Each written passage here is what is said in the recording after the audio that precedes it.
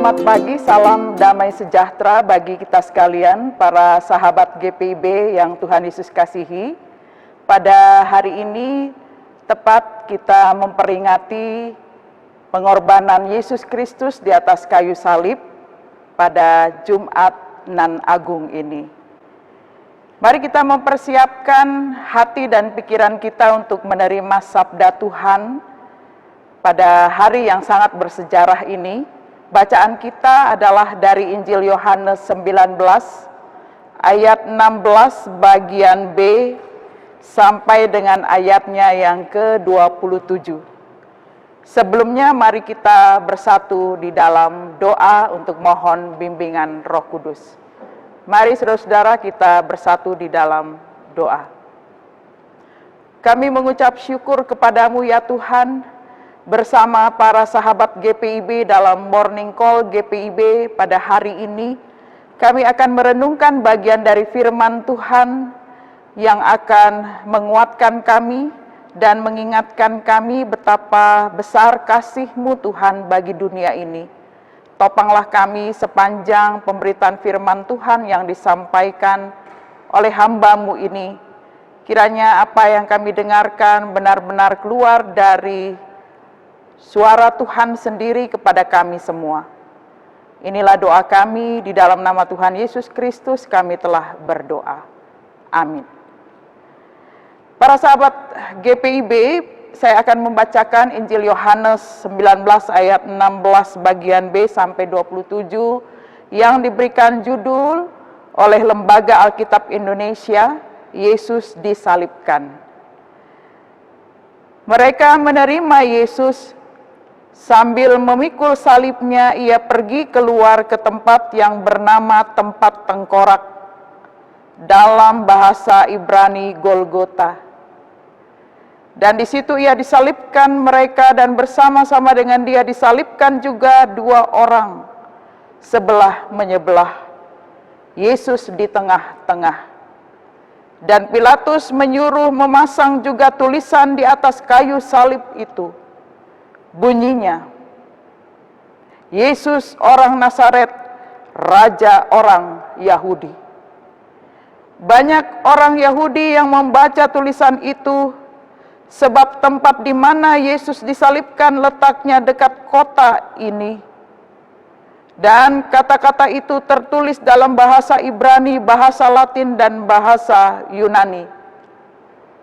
Maka kata imam-imam kepala orang Yahudi kepada Pilatus, "Jangan engkau menulis Raja orang Yahudi, tetapi bahwa ia mengatakan aku adalah Raja orang Yahudi."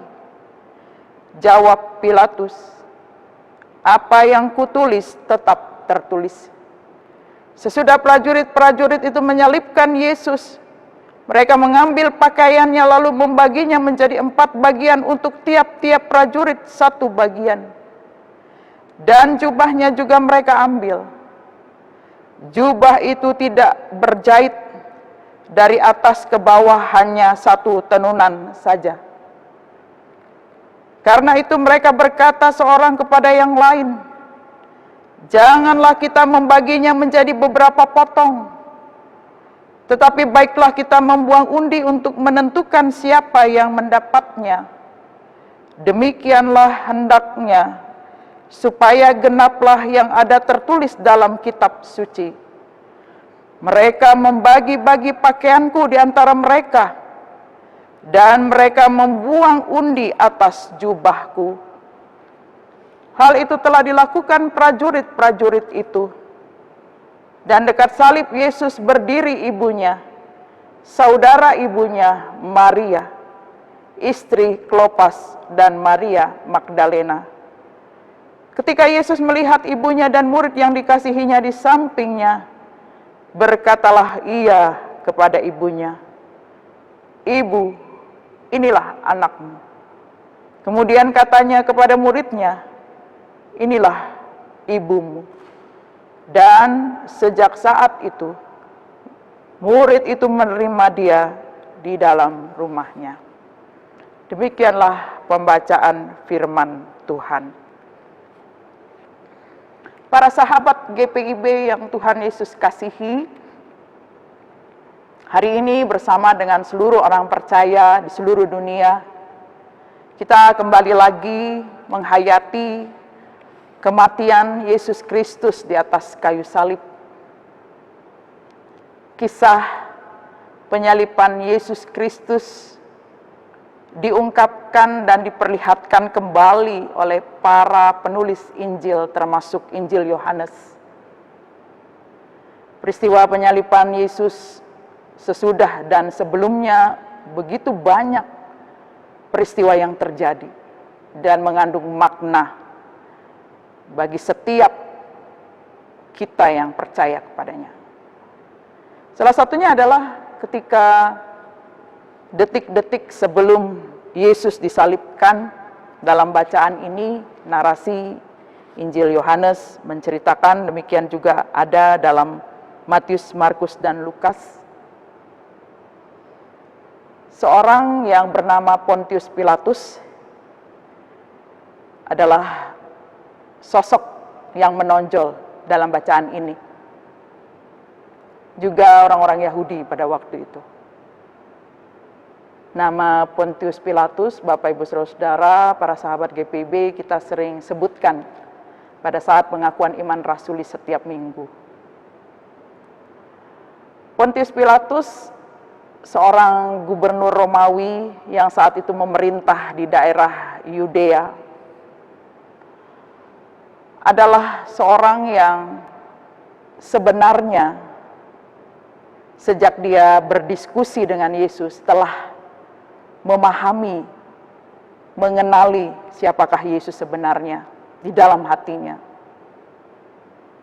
Tetapi dalam kisah tentang penyaliban Kristus ini, dalam peradilan Pilatus, kita lihat di situ bagaimana Pilatus tidak dapat menggunakan kuasanya untuk tidak menyalibkan Yesus. Karena tekanan dari orang-orang Yahudi untuk menyalibkan Yesus ini sendiri begitu besar.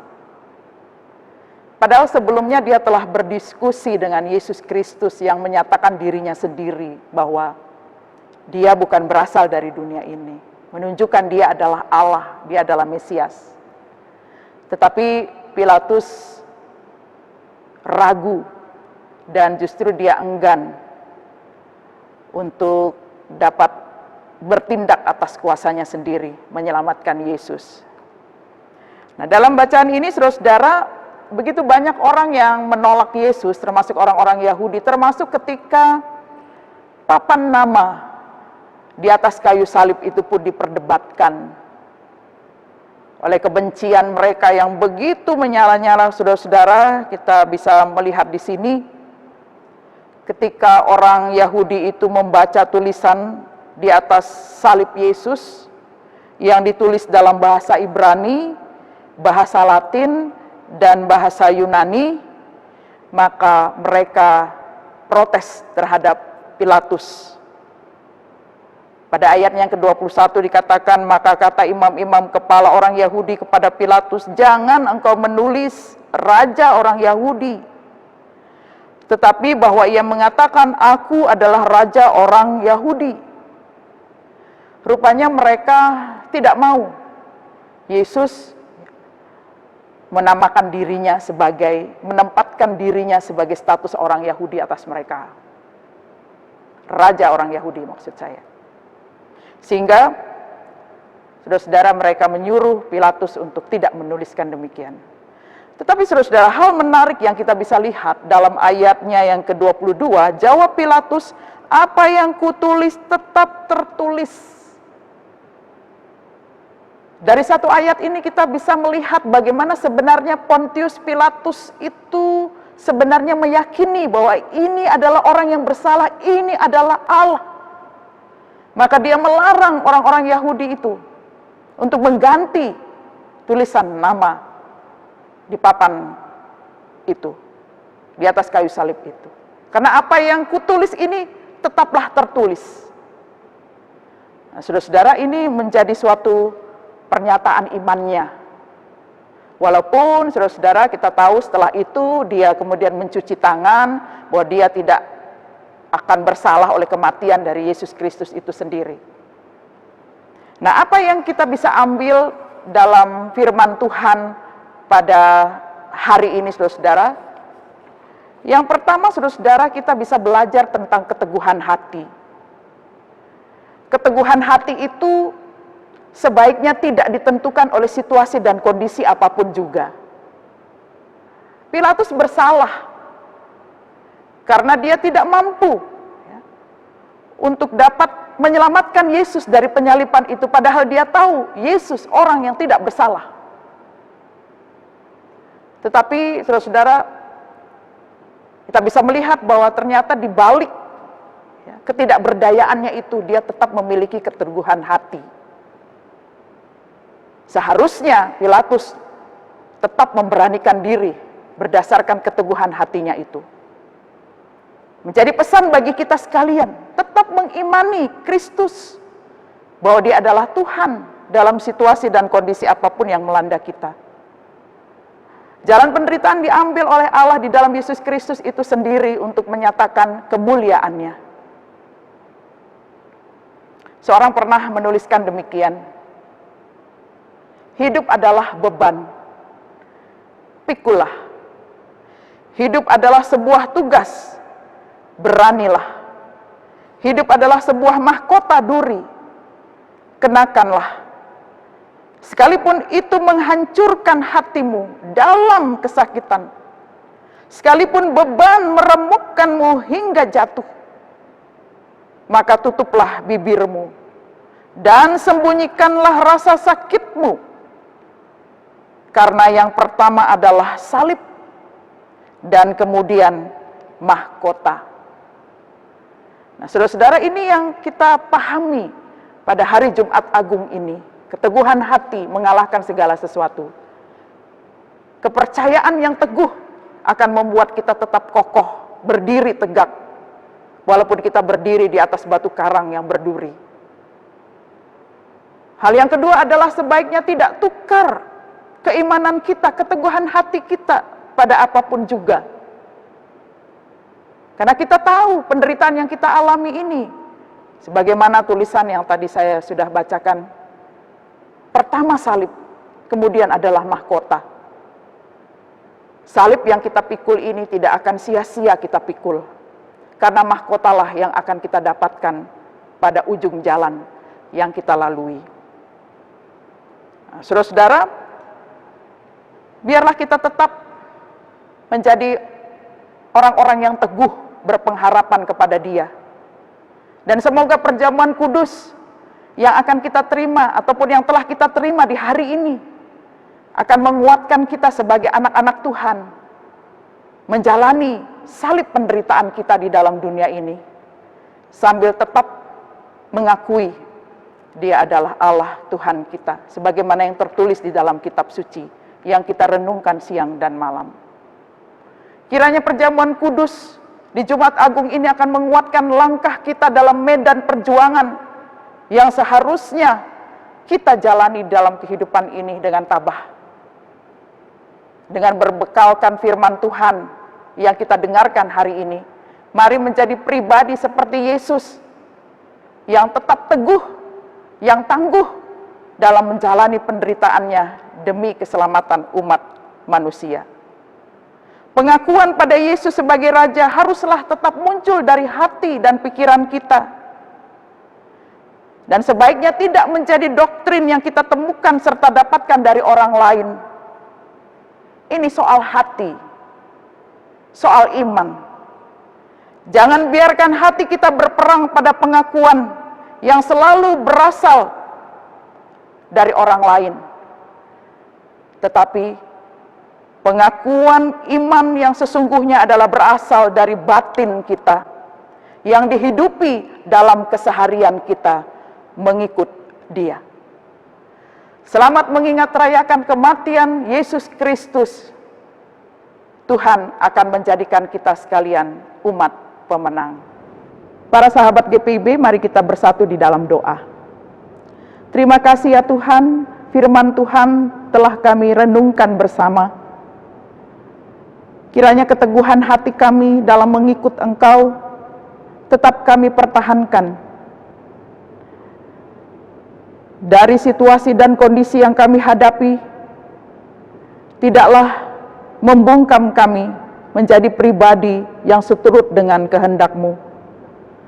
Tetapi biarlah dalam keseharian kami menunjukkan siapakah kami sebagai anak-anak-Mu yang selalu percaya bahwa segala sesuatu yang terjadi dalam kehidupan kami berasal dari Tuhan sendiri. Sehingga kami boleh dengan sukacita menjalani kehidupan kami dengan berpegang teguh bahwa Engkau adalah Raja di atas segala raja.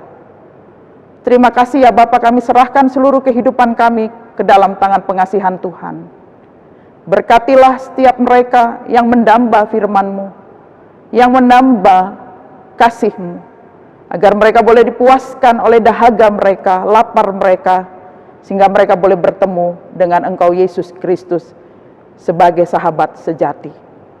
Kami serahkan Tuhan kehidupan kami di hari ini dalam setiap kegiatan, aktivitas pelayanan, sampai ketika kami akan beristirahat. Di dalam nama Tuhan Yesus Kristus kami telah berdoa. Amin.